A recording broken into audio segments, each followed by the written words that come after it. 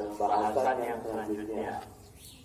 Hari ini alhamdulillah ya mataharinya terang. Ya, ibu-ibu, bapak-bapak ini yang di luar insya Allah sehat. Amin. Supaya kita yang di dalam kecepatan sehat. Amin. Ya, mudah-mudahan panas semakin panas, pahala yang semakin besar. Amin. Ya, Bu, ya, insya Allah. Ya, ini cerita di pelajaran kita pada hari ini. Ya, ini sifatnya bukan firman Allah, bukan hadis-hadis Rasulullah SAW, tapi ini riwayat-riwayat yang sahih tentang cerita orang-orang yang soleh, cerita orang-orang yang ahli sedekah. Ya, ayat hadis tentang sedekah sudah kita lalui beberapa waktu yang sebelumnya. Sampai kita di sini pada bagian hikayat, cerita-cerita. Ya. Ini cerita yang pertama tentang bagaimana sahabat-sahabat Nabi itu dengan ilmu dari Rasul Sallallahu Alaihi Wasallam mereka berlomba-lomba untuk mengamalkan.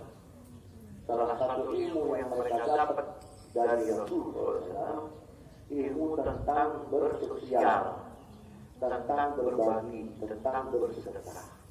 Mereka berlomba-lomba di dalam kebaikan, berlomba-lomba di dalam mengumpulkan amal untuk berbekal mereka menghadap Allah SWT.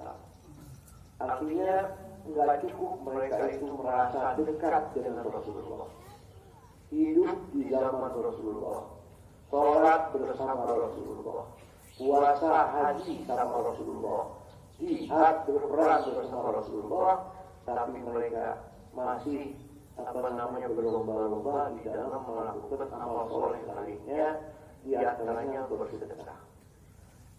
Sayyidina Abu Bakar As-Siddiq radhiyallahu anhu yang dikatakan oleh Sayyidina Umar, saya belum pernah bisa mengungguli Sayyidina Abu Bakar dalam hal apapun. Artinya hampir kebanyakan ibadah yang dilakukan oleh Sayyidina Abu Bakar itu rata-rata jauh lebih hebat daripada ibadah sahabat lainnya. Oleh karenanya sepakat ulama afdalun nas ba'da Rasulillah sallallahu alaihi wasallam Abu Bakar As-Siddiq. Sepakat ulama orang yang paling afdal setelah Nabi kita Muhammad Allahumma adalah Abu Bakar As-Siddiq. Kenapa? Karena Sayyidina Abu Bakar ini ibadahnya nggak bisa diungguli oleh siapapun. Di antaranya bab sedekah ini. Sayyidina Umar orangnya hebat, Sayyidina Abu Bakar nggak bisa diungguli kepada Sayyidina Umar. Jadi Sayyidina Abu Bakar As-Siddiq ini salah satu sahabat baginda Nabi Muhammad SAW yang disebut dalam riwayat Imam Ahmad dari Abu Hurairah radhiyallahu anhu, Rasulullah bersabda, "Mana fa'ani mal ahadi waktu, mana fa'ani mal Abu Bakar." Tidak ada harta orang lain yang lebih bermanfaat untukku melebihi hartanya Abu Bakar As-Siddiq radhiyallahu anhu. Sahabat Nabi yang kaya banyak, tapi karena Nabi tidak ada yang lebih bermanfaat hartanya untuk Islam, untuk aku, melebihi hartanya Abu Bakar As-Siddiq. Sayyidina Abu Bakar As-Siddiq ada di situ. Ketika dengar nangis, jawaban Sayyidina Abu Bakar As-Siddiq, hal ana wa mali illa laka ya Rasulullah. Maafin wahai Rasul, bukankah diri saya dan harta saya hanya untukmu ya Rasulullah. Allahumma. Tidak ada yang bilang begitu sahabat kecuali Sayyidina Abu Bakar As-Siddiq radhiyallahu anhu. Dan Allah tunjukkan, ya, ini tidak ada nih. Deposit saya punya antum, harta saya punya antum. Makanya dalam pembahasan ini ketika datang kepada Rasul, Sayyidina Umar udah merasa bangga bahwa setengah hartanya dia tinggalin setengah hartanya buat keluarganya karena itu kewajibannya. Gak lama Sayyidina Abu Bakar Siddiq datang, Nabi tanya, apa yang ditinggalin di rumah? Gak ada. Kalau Allah wa Rasulullah, aku hanya meninggalkan untuk mereka Allah dan Rasulnya. Gak ada sisa lain. Ya, Allah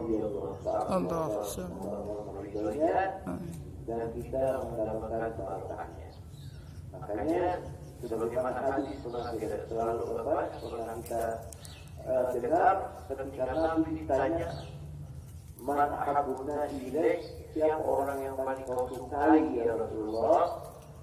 Jawab Rasul, Aisyah. Wa minal rijali Abuha. Orang yang paling aku sukai dari perempuan Sayyidah Aisyah, istriku, dan dari kaum laki-laki yang paling aku sayangi adalah ayahnya Aisyah, yaitu Abu Bakar As-Siddiq radhiyallahu ta'ala anhu. Allah tunjukin rasanya samping kuburnya aja nempel, ya, di samping makom Nabi dalam Allah SWT. Kalau ada orang ziarah Nabi nggak ngasih salam dengan Abu Bakar Siddiq, nggak sah. Ya, orang ziarah makam Nabi nggak ngasih salam ke Sayyidina Umar, nggak sah ziarahnya. Karena cinta kepada Sayyidina Umar ini lambang keimanan. Benci keduanya kufur. Jadi kalau ada akidah yang mengajarkan kita benci kepada Sayyidina Abu Bakar, Sayyidina Umar, itu akidah nggak benar, akidah menyimpang, akidah yang nggak boleh kita keluarga kita masuk ke dalamnya. Kenapa? Dan bisa dipastikan kita celaka. Itu Sayyidina Abu Bakar Siddiq, orang yang disebut yang dimaksud dalam Al-Quran apa itu? Dan yang ini umat Allah. Ikhwan sahibi la takhaf la tahzan innallaha ma'ana. Dua orang yang berada dalam gua berkata Nabi Muhammad kepada sahabatnya, jangan khawatir, jangan takut, Allah bersama kita. Siapa itu orang? Sayyidina Abu Bakar Siddiq. Kalau Allah nggak ridho kepada Sayyidina Abu Bakar Siddiq, ada apa? Ya, Rasul sebut jangan takut, jangan khawatir, Allah bersama kita. Innallaha ma'ana, Allah bersama kita. Oh, ini murka, ini dianggap Allah nggak sebut dalam Quran innallaha ma'ana, tapi karena kedudukan yang mulia Allah sebut. Siapa yang dimaksud? Sayyidina Abu Bakar Siddiq bersama baginda Nabi Muhammad. Allah. Wa sayyidina wal atqa alladhi yu'ti malahu يتزكى وما لأحد عنده من نعمة إذا إلى وجه ربه أعلى ونصر. Siapa yang dimaksud ayat itu? Itu Sayyidina Abu Bakar Siddiq yang berinfak, yang bersedekah. Makanya setelah wafatnya Rasul ada orang Abu Bakar zakat dibunuh sama Sayyidina Abu Bakar Siddiq, diperangi. Karena jiwanya Sayyidina Abu Bakar Siddiq itu suci. Pernah saya sampaikan, Rasul pernah bertanya kepada malaikat Jibril. Ya Jibril, Abu Bakar. Wahai Jibril, saya mau tanya, sahabat saya Abu Bakar Siddiq itu bagaimana? Imannya, kadarnya, kelasnya bagaimana? Kata Sayyidina Jibril, oh sahabatnya itu imannya seandainya ditimbang, satu timbangan yang satu lagi, iman seluruh makhluk yang ada di bumi ini, maka lebih berat timbangan imannya Abu Bakar As-Siddiq. Orang dengar tentang kehebatan Sayyidina Utsman, masuk Islamnya di Sayyidina Abu Bakar As-Siddiq. Orang dengar keislaman Abdurrahman bin Auf, misalnya itu jasanya Abu Bakar As-Siddiq. Orang dengar keimanan tentang Talha bin Ubaidillah, itu jasa Sayyidina Abu Bakar As-Siddiq. Banyak lagi. Bahkan dalam riwayat Imam Ibnu Asakir, Sayyidina Abu Bakar itu paling tidak bisa ada orang beriman masuk Islam lalu disiksa karena dia muda, seperti Bilal bin Rabah. Nah, orang tahu Bilal bin Rabah ini masuk Islam melalui Abu Bakar Siddiq yang bebasin Sayyidina Abu Bakar Siddiq, padahal banyak kata Sayyidah Aisyah dalam riwayat Imam Sakit Sayyidina Abu Bakar ada 7 orang yang disiksa karena budak langsung dibayar oleh Sayyidina Abu Bakar Siddiq, dibayar jadi budaknya Abu Bakar Siddiq, otomatis saat itu juga dimerdekakan. Ya, ini Sayyidina Abu Bakar Siddiq sallallahu alaihi wasallam dan kita mendapatkan barokah. Sayyidina Umar juga sama ya. Ya Abu Bakar ini orang paling afdal, sepakat ulama setelah Rasul, setelah Sayyidina Abu Bakar Siddiq, Umar Khattab, Umar bin Khattab, Abu Habib Al-Faruq. Sayyidina Umar ini luar biasa, orang paling afdal setelah Sayyidina Abu Bakar Siddiq. Siapa? Umar bin Khattab ini, ya, ini kedua orang ini, saudara, pernah saya katakan kalau nanti di hari kiamat kita bisa cium tangannya, bisa ketemu aja bulu-bulu, karena itu ikat bisa kita kumpul ketemu Rasulullah. Allah. Kalau kita nggak ketemu Sayyidina Abu Bakar, nggak ketemu Sayyidina Umar, nggak ketemu Sayyidina Utsman, nggak ketemu Sayyidina Ali, nggak ketemu Fatimah Zahra, nggak ketemu Hasan Hussein, nggak bakal kita lihat cahaya wajahnya Rasulullah. Allah. Ini orang-orang hebat. Sayyidina Umar dari Imam As-Suyuti dalam kitab Tarikh Khulafa yang menyebut tentang muwafaqat al-wahyi fi kalam Umar. Banyak ayat-ayat Quran turun, ya, selaras dengan ucapan Sayyidina Umar. Bahkan ulama menghitung dalam kitab itu hampir 20 ayat itu turun gara-gara ucapan Sayyidina Umar. Ketika banyak ada 3 dalam Bukhari Muslim, dalam Bukhari Muslim yang disepakati oleh Imam Bukhari Muslim, ada 3 ayat turun yang karena ucapan Sayyidina Umar. Qala Umar wa faqtu rabbi fi salata. Selaras ucapan saya dengan firman Allah. Ada 3. 1. Qultu ya Rasulullah, law ittakhadna maqama Ibrahim musalla. Ya Rasulullah, ini di samping Ka'bah ada telapak kaki Nabi Ibrahim. Bagaimana kalau kita jadikan tempat ini untuk sujud? Kita jadikan tempat sujud. Nggak lama turun firman Allah. Saat itu juga wattakhidhu min maqami Ibrahim musalla. Allah Rasulullah SAW jadikan maqam Ibrahim di situ tempat sujud. Wasilah berkata Sayyidina Umar. Yang kedua, qultu ya Rasulullah, inna an-nasa yadkhulu ala nisa'iha al-birr wal fajr. Hal ta'muruna an yahtajibna? Ya Rasulullah, saya khawatir orang masuk ke rumah antum, ada yang baik, ada yang tidak baik. Di situ ada istri antum, di situ ada anak perempuan antum. Seandainya saja mereka disuruh pakai hijab, itu belum turun ayat hijab. Lalu amartuhunna an yahtajibna, seandainya saja mereka itu pakai hijab, kayaknya lebih baik, lebih pantas. Turun firman langsung, ya ayuhan Nabi, qul li azwajika wa banatika wa nisa'il mu'minin yudnina 'alayhinna min jalabibihinna dzalika adna an yu'rafna. Wahai Nabi, katakan kepada istrimu, kepada istri-istrimu, kepada anak perempuanmu dan semua wanita muslimah agar yudnina 'alayhinna min jalabibihin, menutupi mereka, wajah mereka dengan cadar. Firman Allah turun setelah ada instruksi dari Sayyidina Umar kepada baginda Nabi Muhammad.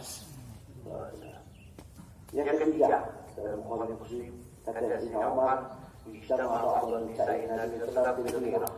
Ada saat beberapa istrinya Rasulullah SAW cemburu kepada Rasulullah. Cemburu. Sayyidina Umar benar didatangi sama Sayyidina Umar. Kebetulan di antaranya kata ulama anak-anaknya. Anak Sayyidina Umar Hafsah, istri baginda Nabi Muhammad SAW, ya, cemburu kepada Rasulullah SAW ketika berada di rumah salah seorang istrinya yang lain. Maka Sayyidina Umar marah. Apa katanya? Asa Rabbuhu intallaqakunna an yudhilahu azwajan khairun minkunna. Ente jangan kurang ajar ya Rasulullah. Aneh khawatir Allah suruh Nabi celengin ente dikasih istri yang lebih baik daripada ente. Langsung turun ayat. Firman Allah Azza intallaqakunna an yudhilahu azwajan khairun minkunna muslimatin mu'minatin qanitatin abidatin saihatin thayyibatin wa aqara turun firman Allah. Itu yang sepakat oleh muslim. Riwayat yang lain tentang Umar. Jadi Umar berdoa, Allahumma bagi lana fil khamri bayanan syafi'a. Ya Allah kasih kepada kami ayat yang menjelaskan tentang Umar dengan segala gamblang-gamblangnya melalui baginda Rasulullah. Turun tentang penjelasan Umar. Ada lagi ketika Nabi mau sholat jenazah Abdullah bin Ubay. Abdullah bin Ubay Rasul Munafikin gembong pimpinan orang munafik namanya Abdullah bin Ubay. Disebut bin Ubay wafat, anaknya datang kepada Rasulullah. Wahai Rasulullah, anak punya abah meninggal, anak minta ganti sente buat abah aneh. Habis itu tolong ente datangi abah aneh, doain dan sholatin. Ini sepanjang hidupnya Ibnu Ubay ini kurang ajar kepada Allah, kepada Rasul, kepada Islam. Tapi anaknya sahabat datang kepada Nabi, minta gantinya Nabi buat jadi kayak hafalan abahnya, diminta untuk nyolatin, diminta untuk doain. Nabi datang. Pas Nabi mau sholatin, dipegang bajunya sama Sayyidina Umar. Dipegang, ya Rasulullah, jangan sholatin. Jangan sholatin. Ini orang tuh hidupnya jahat. Lalu sholatin alaih, jangan sholatin. Jangan ketemu di kuburnya ya Rasulullah. Langsung turun firman Allah. Rasulullah SAW cuma dikasih pilihan nyolatin atau enggak. Sama Sayyidina Umar ditahan bajunya Rasulullah, pegang. Jangan sholatin. Langsung turun firman Allah. La tusalli ala ahadin minhum mata abadan. Wala taqum ala qabri innahum kafaru billahi wa rasulihi wa matu wa hum fasiqun. Jangan disolatin, itu firman Allah.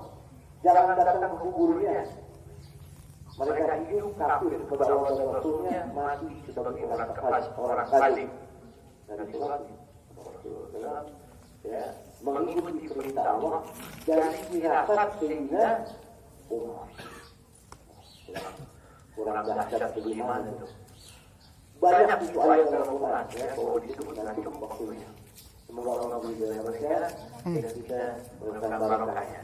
Ya, sedikit lagi nih. Rasul berharap orang kafir masuk ke dalam agama Islam. Tapi yang ada dalam doanya Nabi, Sayyidina Umar. Allahumma ajil Islam bi ahadil umarin. Ya Allah, saya berharap dua orang, salah satu di antara dua orang yang bernama Amr ini, bernama Umar, dikasih hidayah masuk Islam supaya Islam jadi kuat. Yang pertama, Umar bin Khattab atau Abu Jahal Amr bin Hisham. Allah minta kepada Umar bin Khattab yang dikasih hidayah. Umar bin Khattab masuk Islam. Salah satu orang yang diharap-harap oleh baginda Rasul masuk ke dalam agama Islam. Kata Abdullah bin Mas'ud, kunna nusalli ma kunna nusalli amama al-Ka'bah hatta aslama Umar. Kita itu nggak pernah bisa sholat di depan Ka'bah, nggak bisa. Sampai sehingga Umar masuk Islam, baru kita bisa sholat di depan Ka'bah. Nggak ada yang berani ganggu kita. Ada yang tolak-tolak kita berurusan sama Sayyidina Umar. Ya, semoga Allah memberi kita mendapatkan keberkahan. Amin Allah. Lalu yang kedua, ini disebutkan riwayat Umar Tabrani, anak Umar, Sayyidina Umar, radhiyallahu anhu, asal malam katanya. Ya, tadi kita sudah belajar ya. Sayyidina Umar punya pelayan laki-laki, karena Sayyidina Umar Amirul Mukminin, ada harta dari Baitullah dipisah-pisah. Di antaranya ada 400 dinar, Sayyidina Umar kasih buat Abu Ubaidah bin Jarrah. Bawa, wahai pelayan, kasih ke dia. Udah dikasih, jangan pulang, lihat ini diapain. Ternyata habis dibagi. Sama siapa? Abu Ubaidah bin Jarrah. Abu Ubaidah bin Jarrah sedikit